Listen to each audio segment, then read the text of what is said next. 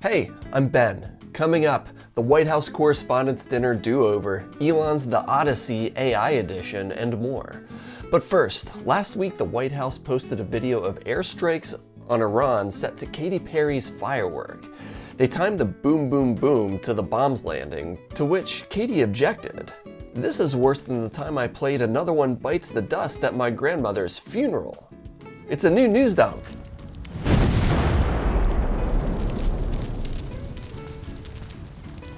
Welcome back. Every day this week I gave myself an hour a day on the internet just to scroll, see what people are talking about, then log off and write jokes. This is my weekly show to share what I came up with and get better at writing in front of whoever shows up. And of course, with zero budget. Alright, here's what I read on the internet this week. Last weekend was the do-over of the White House Correspondents' Dinner. The president closed out his set by putting on a hat that said Trump 2028. Because he wanted everyone to know that running for president again was just a joke. And as the internet already noted, okay buddy. But a less talked about detail of the evening was the entertainment, which wasn't a comedian.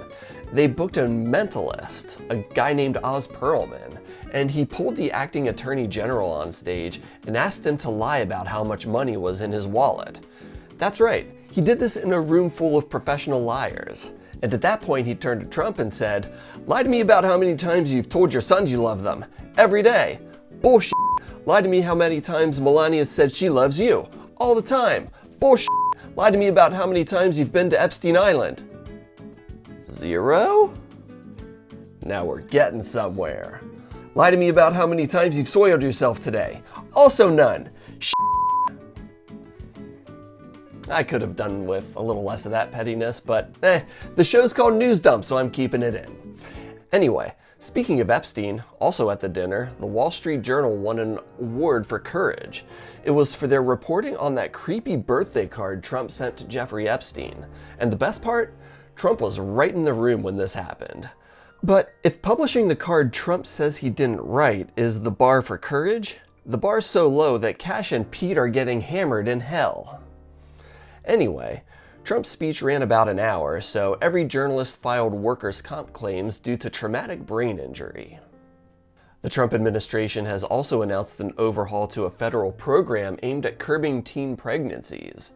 It's noteworthy because this is a government program that actually worked.